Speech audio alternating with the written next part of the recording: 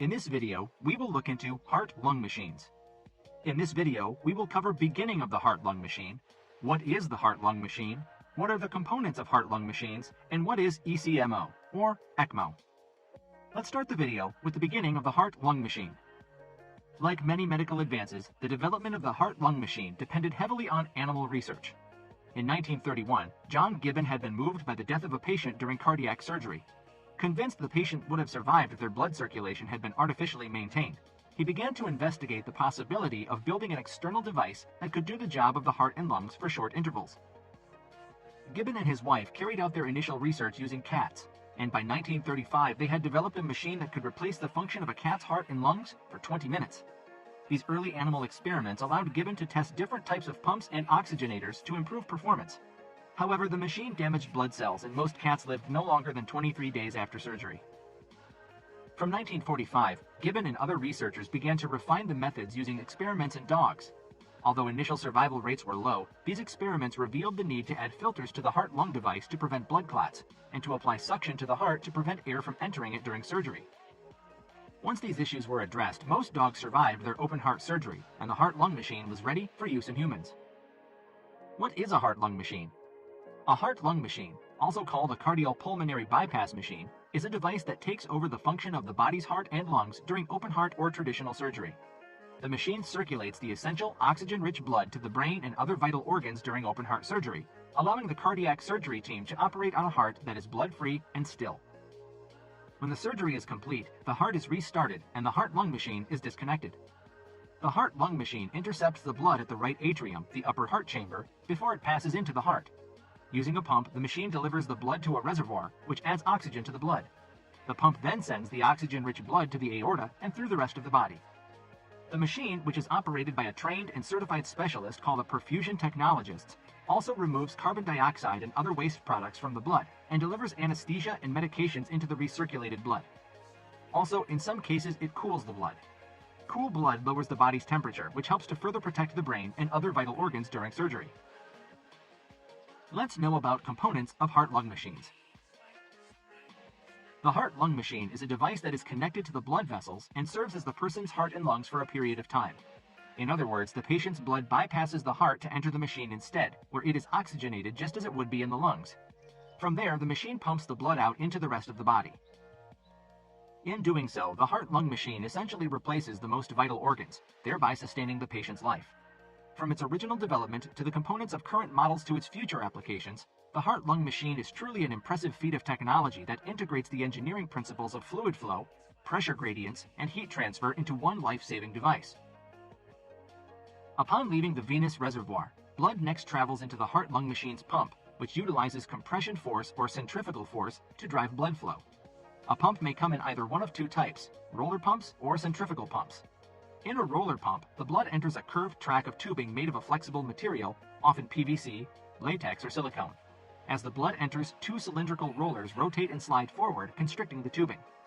This compression reduces the volume of the tube, giving the blood no room to go but forward. Just as squeezing a tube of toothpaste pushes the paste forward and out of the tube, compressing the roller pump forces the blood to flow forward through the rest of the bypass machine. While roller pumps may be used as the primary pump in a heart-lung machine, centrifugal pumps are often used as an alternative. The centrifugal pump is comprised of a plastic wheel that rotates rapidly, propelling the liquid away from the center of rotation. Imagine spinning a bucket of water overhead fast enough so that water is pressed outward against the bucket and does not fall out. The same force is utilized in the heart-lung machine as the rotation of the centrifugal pump forces the blood to flow past the spinning wheel and out toward the next section of tubing. While some heart-lung machine manufacturers prefer this type of pump because they believe it reduces the formation of harmful clotting elements in the blood, at this point in time, both types of pumps are widely used. Blood flows from the pump into the heat exchanger, which uses the concept of heat transfer to cool the blood down to the optimal temperature for surgery. The human body normally maintains an internal temperature of 37 degrees Celsius, but during cardiac surgery, physicians lower the patient's core temperature to a state of moderate hypothermia, or 5 to 10 degrees lower than usual. Oxygen gas is more soluble in cold blood than in warm blood. Thus, lowering the temperature maximizes the amount of oxygen the patient's blood cells can carry. Following the basic principle of heat transfer, a warmer object will always transfer heat to any colder object with which it is in contact. Similarly, if a cold object touches a warmer object, the warmer object will be cooled. That is precisely what occurs in the heart-lung machine's heat exchanger. It consists of a thermally adjustable compartment of cold water with plastic tubes submerged in it. As blood flows through the tubes, thermal energy is transferred between the water and the tubing, and then between the tubing and the blood. The warmer object, the blood, becomes colder, while the cooler object, the water, becomes warmer. Thus, the heat exchanger cools the blood to the desired temperature. From the heat exchanger, the cooled blood enters the oxygenator, where it is imbued with oxygen. Today's heart-lung machines use an oxygenator that attempts to mimic the lung itself. This oxygenator, aptly called a membrane oxygenator, consists of a thin membrane designed like the thin membranes of the alveoli, the air-filled sacs that comprise the lungs. Venous blood from the heat exchanger flows past one side of the membrane, while oxygen gas is stored on the other. Microspores in the membrane allow oxygen gas to flow into the blood and into the blood cells themselves. Just as blood spontaneously flows along a pressure gradient, gases also move from regions of high pressure to regions of low partial pressure. The oxygenator is designed such that the oxygen pressure on the gas side of the membrane is much higher than the pressure in the blood. Thus, oxygen passes through the membrane into the blood, following the natural high to low pressure gradient.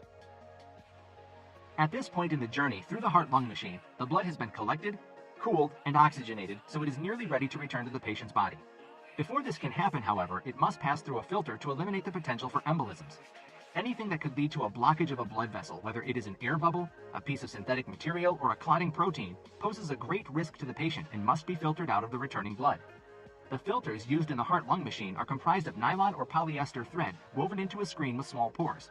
The small pores trap the harmful bubbles or particles, allowing purer blood, free from dangerous embolism-causing particles, to flow through.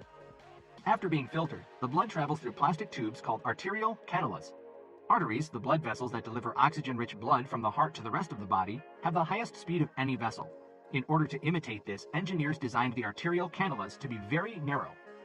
In fluid dynamics, the flow rate of a liquid through a vessel is equal to the cross-sectional area times the speed of flow. Thus, tubes like the arterial cannulas that have a smaller diameter allow for a higher blood velocity. During surgery, the physician inserts the cannulas into one of the major arteries of the patient, such as the aorta or the femoral artery. Blood then leaves the last component of the cardiopulmonary bypass machine, enters the patient's own vessels, and makes its natural journey through the circulatory system. Let's know about ECMO machines. ECMO stands for extracorporeal membrane oxygenation. The ECMO machine is similar to the heart-lung bypass machine used in open-heart surgery. It pumps and oxygenates a patient's blood outside the body, allowing the heart and lungs to rest. When you are connected to an ECMO, blood flows through tubing to an artificial lung in the machine that adds oxygen and takes out carbon dioxide. Then the blood is warmed to body temperature and pumped back into your body.